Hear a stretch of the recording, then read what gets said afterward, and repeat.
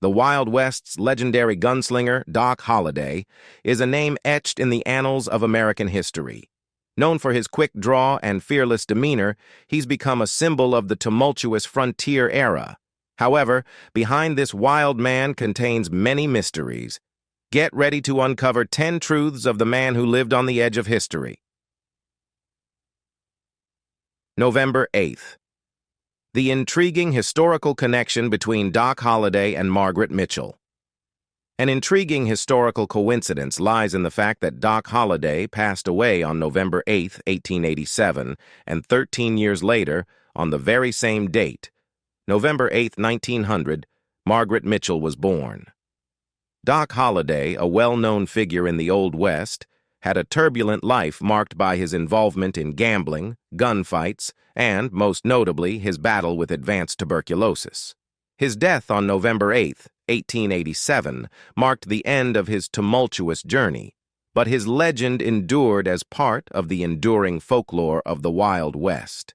In a seemingly unrelated turn of events, Margaret Mitchell, the celebrated author of the iconic novel Gone with the Wind, was born on the exact same date, November 8, 1900, 13 years later.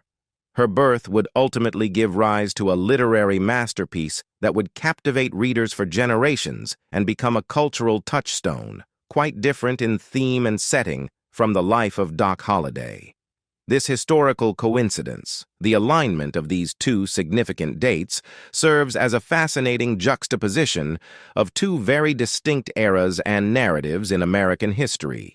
It highlights the interconnectedness of historical events and figures, even when their lives and contributions may appear unrelated. Doc was in love with his cousin Mattie Holliday. The romantic saga of Doc Holliday is enriched by his deep affection for his cousin, Mattie Holliday. Their relationship was a complex blend of unrequited love and a lifelong connection, marked by Mattie's choice to become a nun and Doc's unwavering devotion. From an early age, Doc Holliday found himself enamored by his cousin, Mattie. Their shared family ties created a strong bond between them, but Doc's feelings for Mattie extended beyond the typical familial affection. He was deeply in love with her, a love that he carried in his heart throughout their lives. The story takes an intriguing turn when Mattie made the life-altering decision to become a nun. Despite her commitment to a life of religious devotion and chastity, she and Doc continued to correspond. These letters served as a channel for their enduring connection, allowing them to share their thoughts, experiences, and feelings, despite the physical and emotional distance that now separated them. For Doc Holliday, this correspondence became a bittersweet testament to his unwavering love for Mattie, even in the face of circumstances that could never allow them to be together in a romantic sense. It demonstrated his commitment to her happiness and well-being, even if it meant they could only be connected through the written word. The enduring nature of their correspondence underscores the depth of their bond and the resilience of their connection. It's a poignant chapter in the life of Doc Holliday, a man often remembered for his role in the Wild West, revealing a more sensitive and sentimental side to his character as he continued to cherish the memory of his cousin and the love he could never fully express in the way he desired. Southern Roots. Margaret Mitchell's family. Ties to Doc Holliday. Margaret Mitchell, the celebrated author of the timeless classic Gone with the Wind, boasts an intriguing familial connection to the enigmatic and legendary figure of Doc Holliday. Margaret Mitchell's family lineage is rooted in the American South, particularly Georgia, where her ancestors had deep roots. It was in this southern state that Doc Holliday's own story began. Doc Holliday, whose real name was John Henry Holliday, was born in Griffin, Georgia in 1851. This geographical coincidence of their origins establishes the first link between the two. However, the familial connection goes beyond mere geographical proximity. It is believed that Margaret Mitchell was a cousin or a distant relative of Doc Holliday, albeit the specifics of this connection can be somewhat challenging to trace definitively due to the passage of time and the complexity of family trees. Dispelling the myth. Doc Holliday's innocence in Johnny Ringo's death. Contrary to the common portrayal in movies and popular culture, Doc Holliday was not responsible for the killing of Johnny Ringo, a member of the notorious cowboy gang. This historical fact challenges the often sensationalized and inaccurate representations in various films and books. Johnny Ringo was a prominent figure in the lawless Wild West era, and he had a reputation for being a menacing and dangerous outlaw associated with the cowboy gang, which was involved in various criminal activities. While Doc Holliday had his own notoriety as a gunslinger and was involved in conflicts with other members of the cowboy gang, he was not responsible for Ringo's demise. The circumstances of Johnny Ringo's death remain somewhat shrouded in mystery. His body was discovered in July 1882 with a gunshot wound to his temple, and his death was initially ruled a suicide. However, some aspects of his death have led to speculation and debate among historians, and various theories exist regarding the true circumstances of his demise. Nonetheless, it is essential to clarify that Doc Holliday was not involved in Johnny Ringo's death. The association between the two figures in the context of the Old West remains a fascinating part of Western lore, but the historical record makes it clear that their paths did not cross in a fatal encounter. Doc Holliday's westward odyssey, escaping turmoil in Georgia. Doc's decision to head west was not merely a matter of personal preference or curiosity. Rather, it was born out of a necessity, driven by a fiery temper and a trigger finger that was too quick for its own good. His journey westward was prompted by a series of tumultuous events that ultimately left him with no choice but to abandon his life in Georgia. It all began with Doc's tempestuous disposition, which often led to conflicts and confrontations in his hometown. His short fuse and a penchant for quick, impulsive reactions made him a magnet for trouble. Invariably, these disputes would escalate into volatile situations, and it became increasingly clear that Doc's safety and well-being were at risk in the place he had called home for so long. As the tensions continued to mount, Doc's lightning-fast trigger finger, which had once been a source of pride, turned into a double-edged sword. While it may have protected him in some situations, it also pushed him deeper into the dangerous world of conflict and violence. His reputation as a gunslinger with a hair-trigger temper became notorious, and it was only a matter of time before this notoriety caught up with him. Eventually, a particularly explosive altercation proved to be the last straw. Doc found himself facing grave consequences, and the only reasonable course of action was to leave Georgia behind and set out for the wild and untamed frontier of the West. There, he hoped to find a fresh start, away from the shadows of his past, and an opportunity to leave behind the troubles and notoriety that had driven him from his home in Georgia. Doc Holliday. The entrepreneurial journey in the Wild West. One of Doc's significant achievements was establishing a dental practice. Trained as a dentist, he opened his own practice, likely driven by the ambition to provide a valuable service and make a living through his professional skills. Dentistry was a respected profession in the 19th century, and his dental practice reflected his determination and education. Beyond his dental practice, Doc Holliday dabbled in the world of entrepreneurship in the Old West. He ventured into the saloon business, owning and operating a drinking establishment. Saloons were pivotal social hubs in the Wild West, and Doc's ownership of one showed his willingness to engage with the economic opportunities and social dynamics of the time. Perhaps one of the most intriguing aspects of Doc's life was his ownership of a silver mine. The mining industry was a cornerstone of the American frontier's economy, and having a stake in a silver mine was a significant financial endeavor. It exemplified Doc's entrepreneurial spirit and his desire to secure his financial future. Despite these achievements, Doc Holliday's life was marred by personal challenges, particularly his struggle with tuberculosis, which eventually claimed his life. His early death left him penniless and facing a premature end to a life filled with both triumphs and tribulations.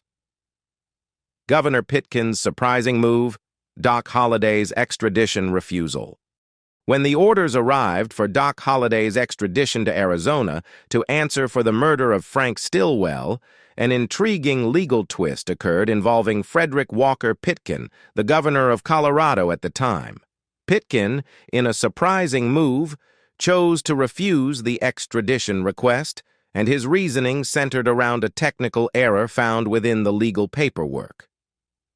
Doc Holliday had become a person of interest in the murder of Frank Stillwell, a case that had gained notoriety and placed considerable pressure on law enforcement. The authorities in Arizona sought to bring Doc to trial for this alleged crime, and extradition orders were issued to have him transported to Arizona to face charges. However, Governor Pitkin, in his capacity as the state's chief executive, reviewed the extradition paperwork meticulously and discovered a legal discrepancy or technical error within it. This error might have been a flaw in the documentation or a procedural oversight, but regardless of the nature of the error, Pitkin decided it was sufficient grounds to deny the extradition request. By refusing to extradite Doc Holliday, Pitkin effectively shielded him from facing trial in Arizona at that time.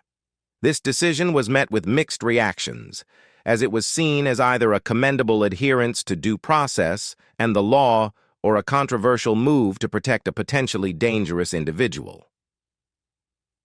Doc Holliday's tactical approach to violence in the Wild West. Doc Holliday's life was marked by numerous confrontations, and he was no stranger to using his gun. However, what sets him apart from many other figures of the Wild West is his deliberate and strategic approach to violence. In most cases, Doc's use of his firearm was in self-defense, and he had a distinctive method for incapacitating his assailants while minimizing the lethality of his actions. Throughout his tumultuous life, Doc found himself in a series of tense and dangerous situations. His reputation as a skilled and quick-drawing gunslinger often attracted trouble, but he typically aimed to disarm and incapacitate his adversaries rather than inflict fatal wounds. Doc's method was to aim for his assailant's shooting arm. By targeting this crucial limb, he achieved two primary objectives. First, he effectively disarmed his opponent, rendering them incapable of continuing the firefight. Second, while the wound inflicted was undoubtedly painful and debilitating, it was generally not immediately fatal.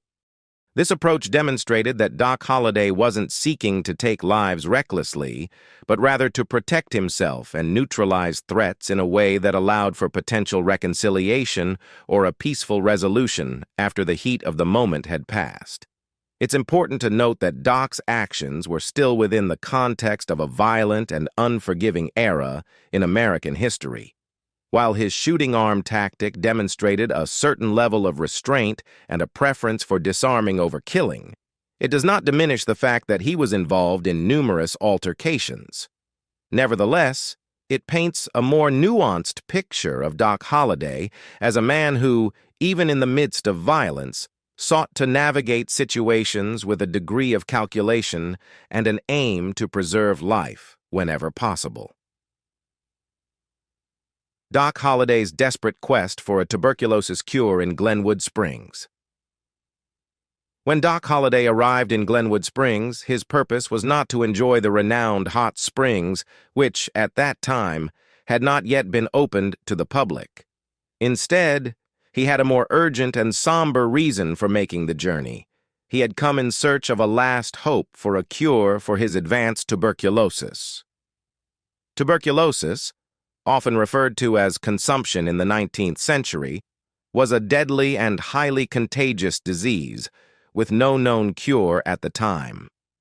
Doc had been battling this illness for a substantial portion of his life, and by the time he arrived in Glenwood Springs, his condition had reached an advanced stage. His health had deteriorated significantly, and his options for treatment were limited. Glenwood Springs offered a glimmer of hope in the form of the Indian medicine found in the vapor caves. These natural geological formations were believed to possess therapeutic properties, with the vapors and warm, mineral-rich air reputed to have healing effects. It was Doc's last resort, a final attempt to find relief for his debilitating ailment. Doc's decision to seek treatment in the vapor caves of Glenwood Springs showcased the desperation and determination of a man facing a relentless and unforgiving illness. He was willing to explore any available remedy, even if it was considered unconventional or unproven at the time, in the hope of finding a reprieve from the suffering caused by tuberculosis. Roommates of destiny, Doc Holliday and Colorado's governor-to-be.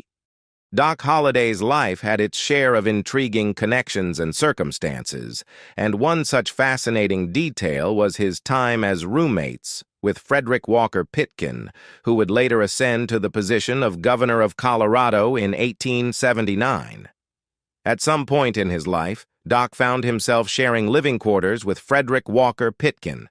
Their cohabitation hints at the diverse and often unexpected relationships that characterize the social fabric of the American frontier.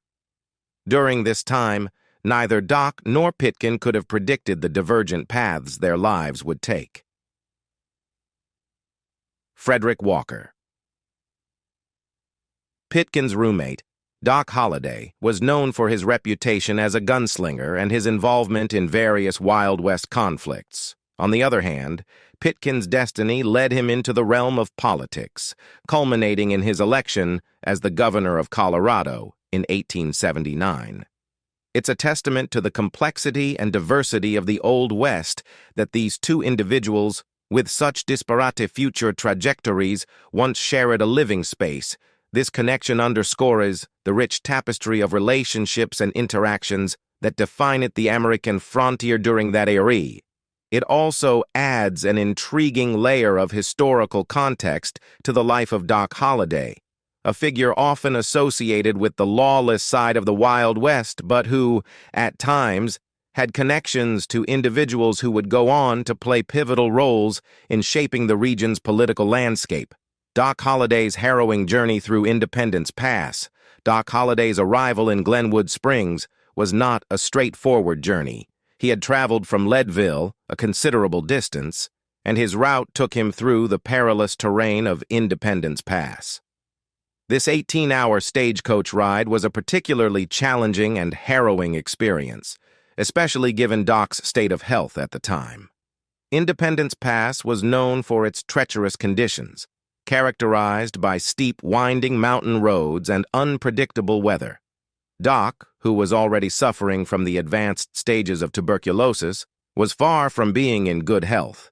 His illness had taken a toll on his body, making even the simplest physical exertions difficult, let alone enduring a grueling journey through the rugged Rocky Mountains. The stagecoach ride, which typically demanded a great deal from any passenger, was particularly taxing for Doc. It was a test of endurance as he battled the effects of his illness and the challenging conditions of the pass. The route was fraught with hairpin turns, steep inclines, and the ever-present risk of inclement weather, which could have made the journey even more perilous. Despite these formidable odds, Doc Holliday pressed on, determined to reach his destination in Glenwood Springs. His resilience and determination were evident in his willingness to face such a demanding and dangerous journey, all while struggling with a debilitating illness. Old West Love Triangle, Big Nose, Kate, Doc Holliday, and Johnny Ringo. In a twist of romantic and dramatic intrigue in the Old West, Doc Holliday's longtime mistress, known by the nickname Big Nose Kate, had a fleeting relationship with Johnny Ringo. This unexpected romantic escapade added a layer of complexity to the lives of these historical figures. Big Nose. Kate, whose real name was Mary Catherine Haroni Cummings, had a tumultuous relationship with Doc Holliday.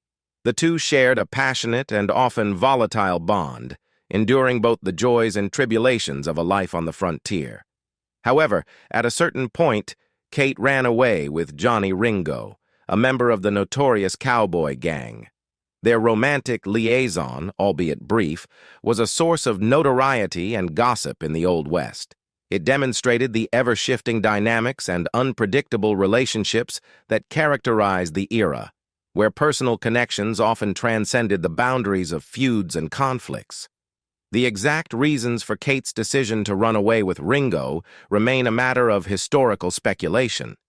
It could have been driven by the unpredictability of emotions, the allure of the outlaw lifestyle, or a desire to escape the tumultuous relationship she had with Doc Holliday. A lasting bond. Doc Holliday's final moments with Father Downey.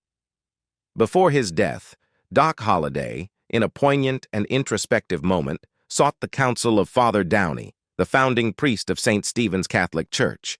It was said that Father Downey was not just a spiritual advisor, but also a friend to the ailing Doc. At this critical juncture in his life, with the specter of death looming ever closer due to his advanced tuberculosis, Doc Holliday turned to Father Downey for guidance and perhaps, in his own way, for absolution.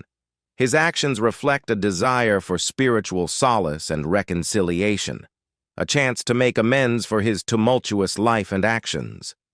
Father Downey's presence and support during Doc's final days not only provided him with a source of spiritual comfort, but also showcased the profound impact that individuals, even those living on the fringes of society, could have on each other. In Doc's case, it was the friendship and counsel of a compassionate priest that offered him a sense of peace and closure as he faced the inevitable. "I'm your huckleberry, and you're a daisy." The 1993 movie Tombstone played a significant role in shaping Doc Holliday's image as an eccentric figure, largely due to Val Kilmer's iconic portrayal of the character. This portrayal included memorable lines, two of which have become particularly famous. One of those lines, "I'm your huckleberry," was used by Kilmer as Holliday when he encountered the antagonist Johnny Ringo, portrayed by Michael Biehn in the film. According to historical accounts, this phrase was indeed popular during that era and essentially meant, "I'm the one you're looking for," or "I'm the right person for the job." However, the historical accuracy of this specific scene is debatable. In a critical showdown later in the film, Doc Holliday once again uses the "I'm your huckleberry" phrase to announce his presence. Historian Roberts notes that this scene lacks a clear historical basis, but it has contributed to the enduring mystique of Doc Holliday. Notably, Val Kilmer titled his recent memoir, "I'm Your Huckleberry," paying homage to this iconic line. One of the most legendary moments in Doc Holliday's life occurred at the OK Corral, where he faced off against the outlaw Frank McClory. Witnesses recall that McClory had a late advantage during the brief 30-second gunfight and declared, "I got you now, you son of a bitch," as he aimed his gun at Holliday. In response, Holliday is historically reported to have said, "You're a daisy if you do," or in some versions, "You're a daisy if you have got me." This phrase essentially means, "Good for you if you do." Interestingly, despite McClory's apparent advantage, Doc Holliday managed to escape unharmed, while McClory met his demise in the confrontation. Doc Holliday's reputation as one of the Wild West's most notorious figures continues to endure, largely due to his portrayals in various movies. Actors like Kirk Douglas, Stacy Keach, Val Kilmer, and Dennis Quaid have all taken on the role of Doc Holliday in different films. As historian Roberts points out, in most of these portrayals, Doc Holliday steals the show, further solidifying his place in the annals of Wild West history. What do you think about the series of mysteries that few people know about Doc Holliday? Leave us your comments in the section below. We hope you have found this helpful video. Don't forget to leave a like, share, and subscribe to the channel if you like it. Thank you for watching this and see you in the next videos. Goodbye.